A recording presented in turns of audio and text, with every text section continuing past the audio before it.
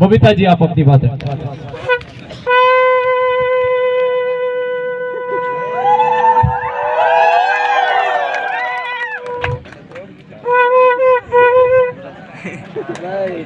सबको जोहार, जोहार, जय आदिवासी, जय भील प्रदेश।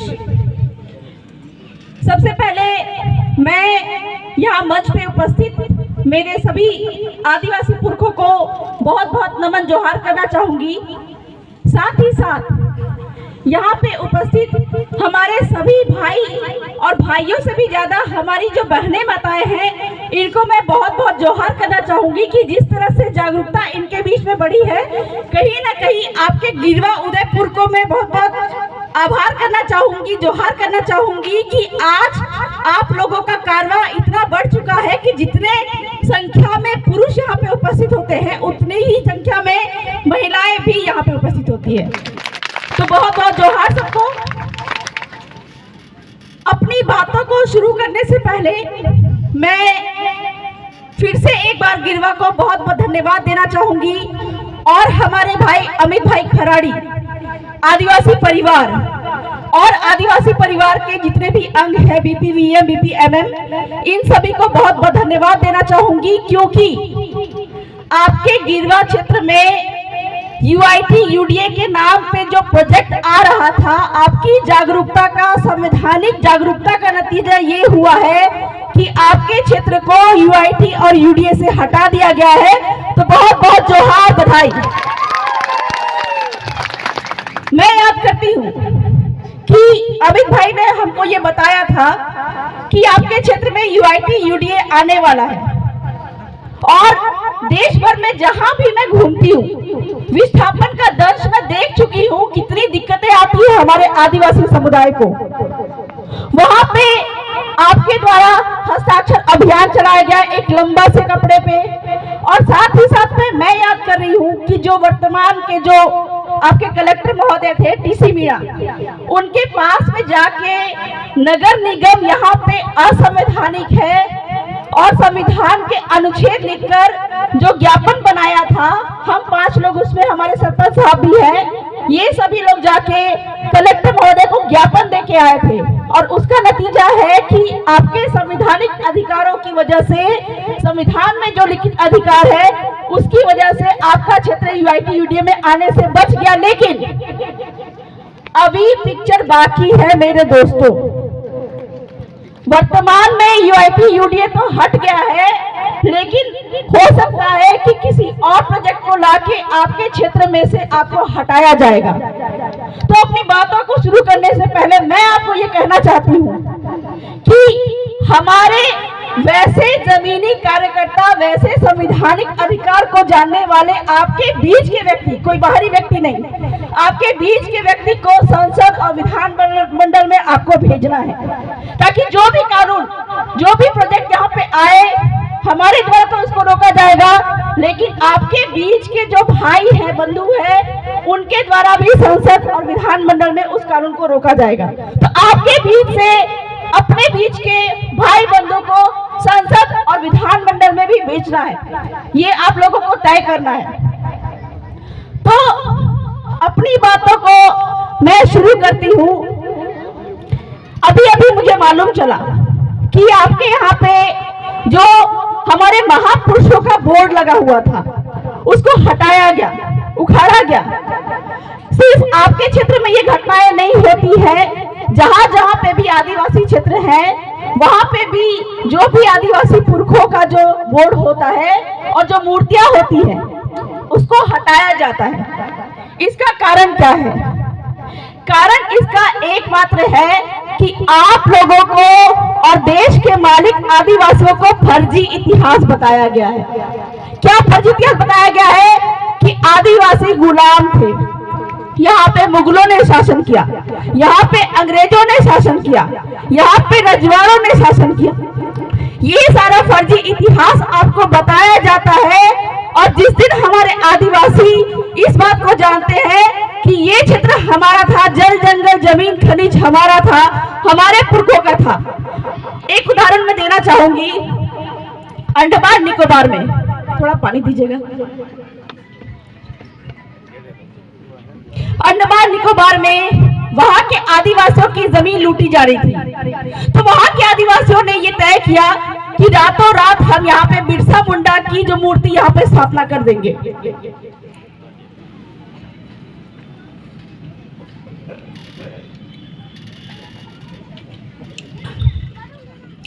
रातों रात वहां पे बिरसा मुंडा जो कि हमारे पुरखे हैं, झारखंड के हैं, जिन्होंने जल जंगल जमीन बचाई है, उनकी मूर्ति की स्थापना वहां पे रातों रात वहां पे खड़ी कर दी गई। सुबह में प्रशासन वहां पे आई, बोली कि ये कौन है भाई? तो वहां के आदिवासियों ने क्या कहा कि साहब ये तो आदिवासियों का भगवान है, अपने आप जमीन खोद के निकल के खड़ा हो गया है और आप इसको हटाओगे। अगर आप इसको हटाओगे तो चूंकि ये हमारे भगवान है, भगवान तो आपको नहीं छोड़ेंगे, लेकिन हम भी आपको नहीं छोड़ेंगे।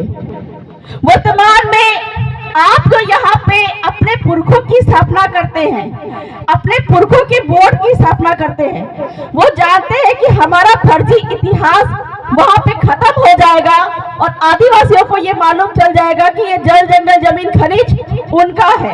इस कारण से वो डरते हैं कि आदिवासियों के पुरखों की मूर्ति और बोर्ड यहाँ पे स्थापित नहीं होने पाए। आपके उदयपुर में 2 क्षेत्र है। एक जो सिटी के बाहर में सामान्य क्षेत्र है, जहाँ पे ये आप लोगों को बताया गया है कि ये क्षेत्र रजवाड़ों का है, लेकिन साथ ही साथ में आपको इतिहास मालूम है या नहीं है, यहाँ पे हमको बताया गया है कि मेवाड़ में जो महाराणा प्रताप ने शासन किया था, लेकिन हमारे राणा पुंजा भील ने उनकी मदद की थी।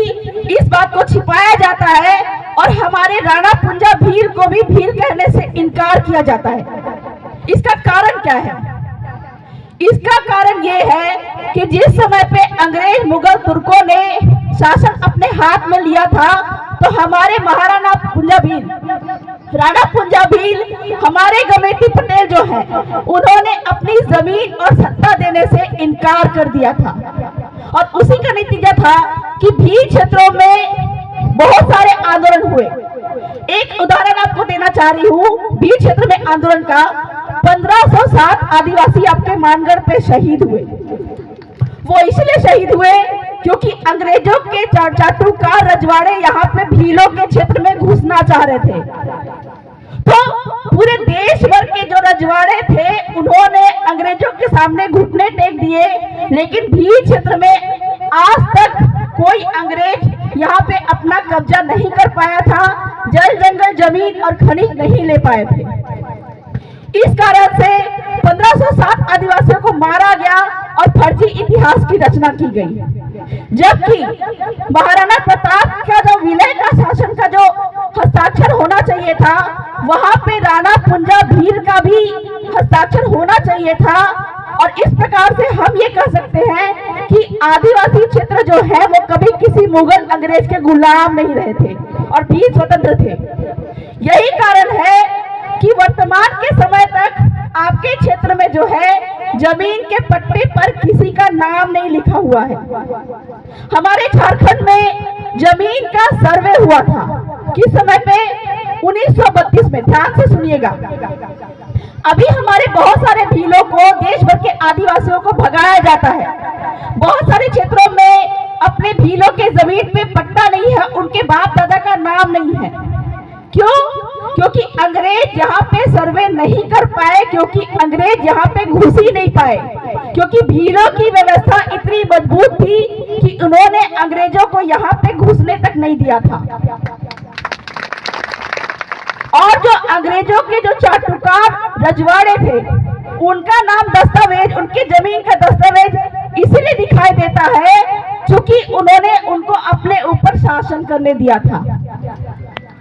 तो वर्तमान में जब अंग्रेज यहाँ पे नहीं घुस पाए, इस कारण से जमीन का सर्वे नहीं कर पाए और इस कारण से यहाँ पे जमीन के पट्टों पे आज भी भीलों का नाम नहीं है।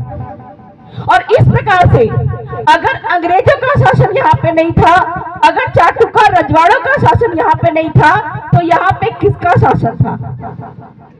हम यह बात तो बोलते हैं जल जंगल जमीन हमारा है, लेकिन जब बात आती है लोग पूछते हैं कि जल जंगल जमीन आपका कैसे है, हम नहीं बता पाते हैं। यहाँ पे किसी भी व्यक्ति को पूछा जाए कि ये जमीन तुम्हारी कैसे है, हम क्या बोलते हैं, किसकी जमीन है? ये जमीन जो मिलती है बाप के बाप के बाप के बाप से मिलती है। यहाँ पे बैठे हर पुरुष को अपनी जमीन मिलती है, वो बाप के बाप के बाप के बाप से मिलती है। खाली पड़ी जमीन जो गांव के अंदर में होती है, हम क्या बोलते हैं, किसकी जमीन है? खाली पड़ी जमीन किसकी होती है? सरकारी जमीन बोलते हैं कि वो सरकार की जमीन है। जंगल किसकी बोलते हैं? वन विभाग की जमीन है। ठीक है, एक छोटा सा उदाहरण मैं देना चाहूंगी। एक छोटा सा हाथी को जंगल से पकड़ के लाया गया और जंगल से पकड़ के लाके उसको बांध के रखा गया लोहे की जंजीर से। छोटे से हाथी के बच्चे ने उसको तोड़ने की बहुत कोशिश की लेकिन नहीं तोड़ पाया क्योंकि वो तो ताकतवर नहीं था। धीरे धीरे करके वो लोहे की जंजीर को मोटी सी रस्सी से उसको बांधे जाने लगा। तोड़ने की कोशिश की उसने, नहीं तोड़ पाया। धीरे धीरे हाथी बड़ा होता गया, वो तोड़ने की कोशिश करता रहा, उससे नहीं टूटता।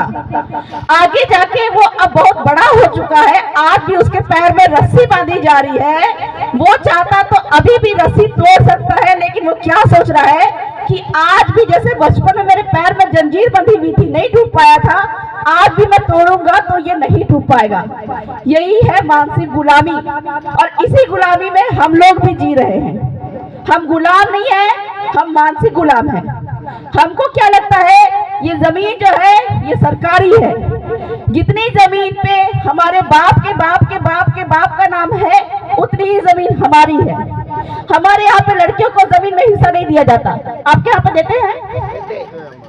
अभी देने लगे हैं, लेकिन पहले हमारे बाप दादाओं ने तय किया था कि लड़कियों को जमीन में हिस्सा नहीं देना है। क्यों नहीं देना है? क्योंकि लड़की कल को गैर आदिवासी से शादी कर लेती है तो जमीन भी गैर आदिवासी के पास में चला जाएगा। इसलिए उन्होंने लड़कियों को जमीन में हिस्सा नहीं दिया। और इस कारण से क्या है कि बाप के बाप के बाप के बाप का नाम लिखा हुआ होता है, लेकिन ये खाली पड़ी जमीन जो है वो हम बोलते हैं कि सरकारी जमीन है। तो ये खाली पड़ी जमीन अगर सरकार की है तो सरकार को बोलो कि उसके बाप का नाम दिखाए। अगर खाली पड़ी जमीन सरकारी जमीन उसके बाप की है तो बाप का नाम दिखाए, कभी नहीं दिखा पाएगा। क्यों? क्योंकि हर 5 साल में सरकार का बाप बदल जाता है। कभी भाजपा की सरकार होती है, कभी कांग्रेस की सरकार होती है, तो कोई भी एक बाप नहीं है। अपनी जमीन को तो हम बोलते हैं कि ये हमारे बाप की है, खाली पड़ी जमीन को हम कैसे बोलेंगे कि हमारे बाप की है? तो आपको ये बात जानना पड़ेगा। जब यहाँ पे मुगल नहीं आए, यहाँ पे तुर्क नहीं घुस पाए, यहाँ पे अंग्रेज नहीं घुस पाए, लेकिन 70 साल पहले आई सरकार आज यहाँ पे बोल रही है कि ये मेरे बाप की जमीन है, लेकिन हम बोल भी नहीं पा रहे हैं कि ये हमारी जमीन है। आपके यहाँ पे गैर आदिवासी रिजॉर्ट बना रहे हैं, लेकिन आप बोल भी नहीं पा रहे हैं कि खाली जमीन, ये पहाड़, ये नदी, ये तालाब, ये जंगल हमारा है। तो आपको जानना पड़ेगा कि ये जल जंगल जमीन हमारा कैसे है। आपके यहाँ पे शीरा रोपते होंगे, गांव में शीरा रोपते होंगे। जो पहला व्यक्ति जो गांव में आया था उसका पहला शीरा बाउसी यहाँ पे करते हैं।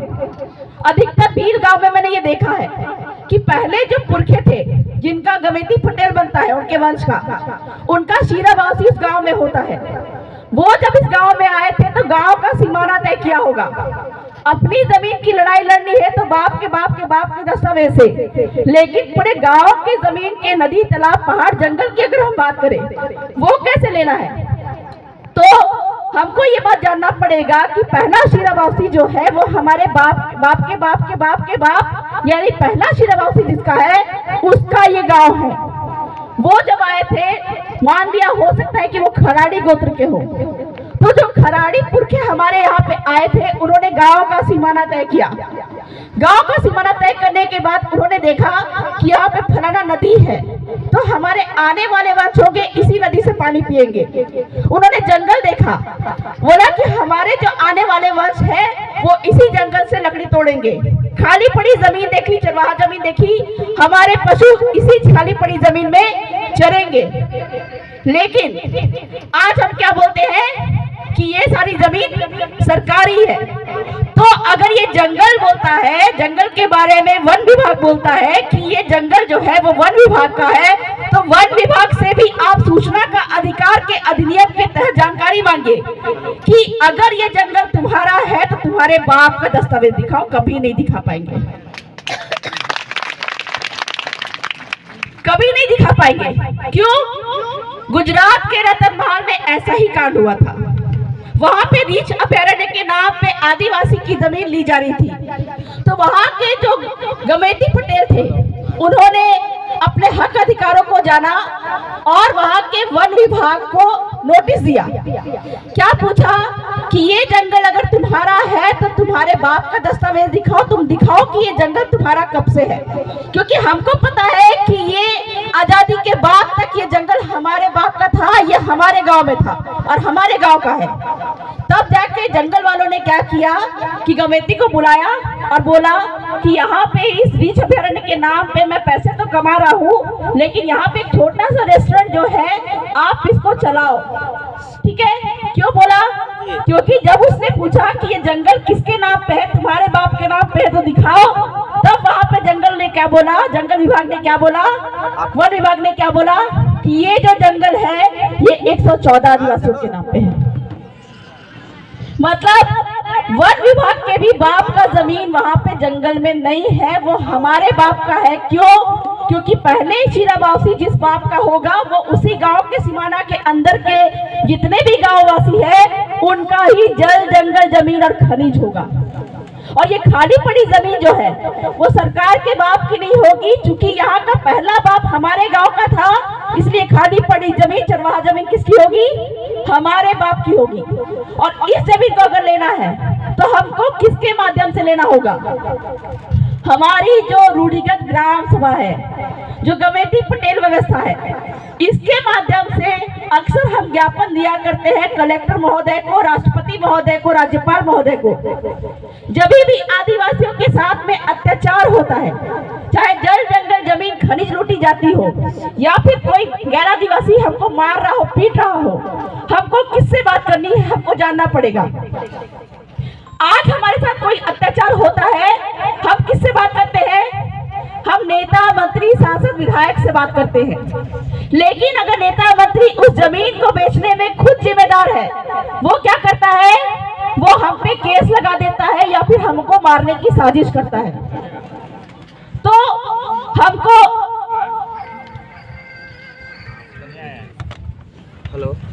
हमको ये समझना पड़ेगा कि लड़ाई का तरीका कैसे होना चाहिए। हमको किससे लड़ाई लड़नी है? हमको नेता सांसद विधायक मंत्री से लड़ाई नहीं लड़नी है, क्योंकि आपके नेता मंत्री सांसद से लड़ाई लड़ने के लिए आपके बीच का व्यक्ति संसद और विधानमंडल में आप भेजने वाले हो, वो उनसे लड़ाई लड़ेंगे।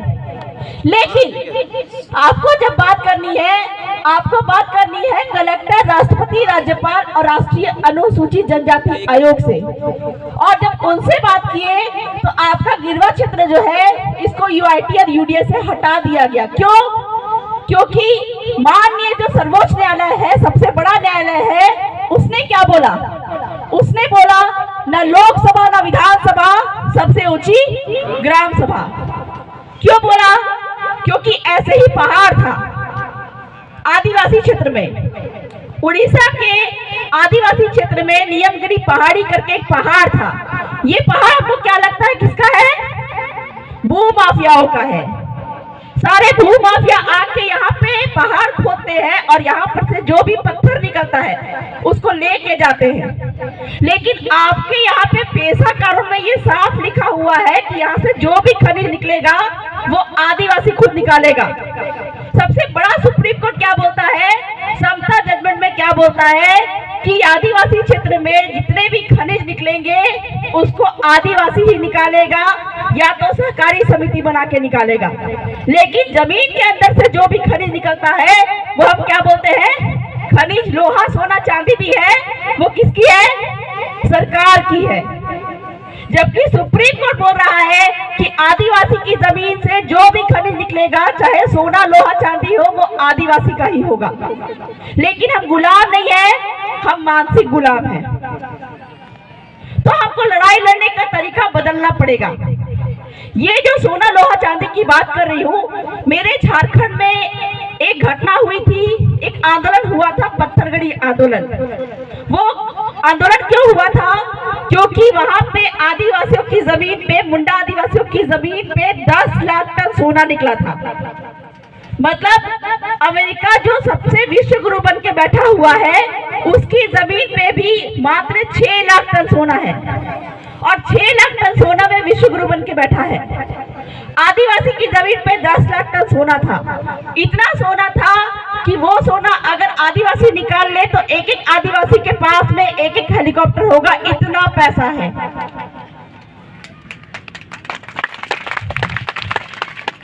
अकेले झारखंड के खूंटी में 10 लाख टन सोना अगर निकाल लिया जाए तो आदिवासी के पास में एक एक हेलीकॉप्टर होगा।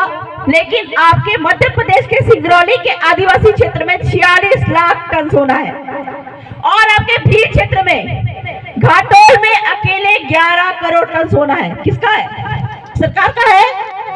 नहीं। सुप्रीम कोर्ट ने क्या बोला? आदिवासी क्षेत्र में जो भी खनिज निकलेगा वो आदिवासी का ही होगा। तो वो 11 करोड़ टन सोना निकालने के लिए अगर सरकार को परमिशन लेनी है तो किससे लेनी पड़ेगी? आदिवासियों के रूढ़िगत ग्राम सभाओं से। तो हमको जल, जंगल, जमीन, खनिज जब भी रोकना है, या फिर कोई भी बाहरी व्यक्ति, चाहे वो केंद्र सरकार हो, मोदी सरकार हो, चाहे वो राज्य सरकार, गहलोत सरकार हो, चाहे कोई कंपनी हो, उसको अगर यहाँ पे जमीन लेनी है, नदी लेना है, तालाब लेना है, पहाड़ लेना है, या फिर किसी भूमाफिया को भी यहाँ पे जमीन में खनन करना है, तो उसको अगर यहाँ पे परमिशन लेने की जरूरत पड़ेगी। उसको लेने के लिए वो पहले कलेक्टर महोदय के पास में आएगा, क्योंकि आपके राजस्थान के भू राजस्व संहिता में लिखा हुआ है कि बिना कलेक्टर की पूर्व मंजूरी के कोई भी जमीन नहीं ले सकता है, और आदिवासी की जमीन जो है वो आदिवासी को ही बिकेगी।